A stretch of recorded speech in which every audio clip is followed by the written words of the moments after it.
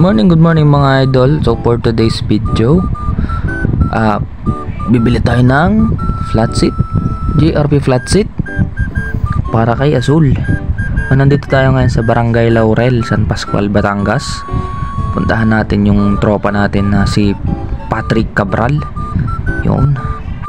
So yan mga idol, ito ay sa San Pascual, sa may Laurel. Kina Boss Patrick, ito yung daan. So lahat ng pyesa mga idol meron siya. Lahat ng klase ng pyesa. Mapa Rider man yan, Mio, Honda Click, lahat. Halos lahat. So kung gusto nyo pumunta, nandito lang siya. Nandito lang yung bahay niya, no? Sa may Laurel, sa may papasok. Pagsapit nyo ng karawa sa may Laurel, lumiko na agad kayo pakaliwa. Yan. Kung galing naman kayo ng kanto ng San Pascual, pakana naman po. So yun mga idol. So bili na kayo dito. Parang may naamoy ako hindi maganda. Ayun na nga mga idol, kasama ko uli ang aking tiyo, Tito Ande, tsaka si Jello. So shout out sa dalawang yan. Lagi kong kadikit kapag may bibilhit, may gagawin dito kay Azul at dun sa aking isang motor na sa Rider. Yun, malapit na tayo mga idol, mga ma'am sir. So medyo rough ang daan dito, kaya yung mga rider dyan na lowered ay ingat-ingat pagpunta kay Boss Patrick. So medyo makipot dito mga boss, ingat-ingat lang ang pagdadrive.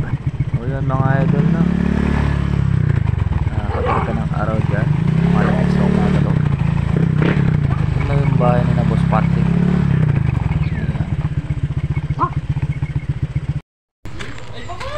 Gcash na lang. Wala kasi akong cash eh.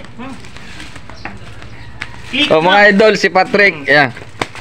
Ito yung pang-click na nga. Okay. Pang-click na yan. Plug and play naman yan. May ano ga tayo, may tawag dito, may GR pa tayo na pang na shock, na pang Honda Click. Honda Click sa likod. Oo. Pulo. Wala pa. Bus yan eh, pang Mio, kasukat noon.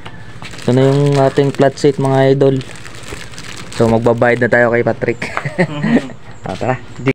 So mga idol, yun po, uwi na kami, nakuha na namin yung flat seat. Ayan. So napakabilis. Basta kay Boss Patrick kayo kumuha, napakabilis ng ano niyan. Napakabilis kausap niyan. Quality pa yung item. So kung ako sa inyo, kukuha na rin ako kay Boss Patrick. So mga idol, na pauwi na kami. So ngayon wala namang masamang mag-build ng motor.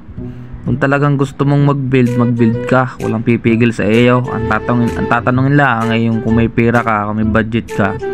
Dahil hindi biro mag-build. Kailangan mo ng oras. Tsaka syempre pera. Yan, panahon para ma-build mo na maganda yung motor mo, no? At yun mga idol, balik tayo sa ating usapan, no? Yung pagbibuild kasi ng motor is napakahirap. Tapos sobrang gastos. Ranas ko yan dun sa aking sa Rider 150 carb natin kay Blacky D. So may video tayo sa YouTube tsaka sa Facebook. So sa YouTube ko, Sir Rainier. So mapapanood nyo dun yung mga nagastos ko tsaka yung mga napalitan ko sa rider natin, no? So hindi biro, talagang malaking gastos ang puhunan, pero simple pa rin. Simple pa rin yung forma ng rider natin. So ang next build natin ngayon is itong Honda Click 125 ng Tito Jimmy. So shout out sa Tito Jimmy na nasa New Zealand at saka sa Tita Maylin na laging nandyan para pagandahin si Azul. Yung mga idol, abang-abang lang kayo sa mga susunod pa nating videos. So ang build ng Honda Click 125 na to ay Thai concept. So yun ang requested ng Tito Jimmy, ang Thai concept. So para lumabas pa yung lalo yung lumabas at gumanda pa lalo yung tinding niya mga idol. So yan.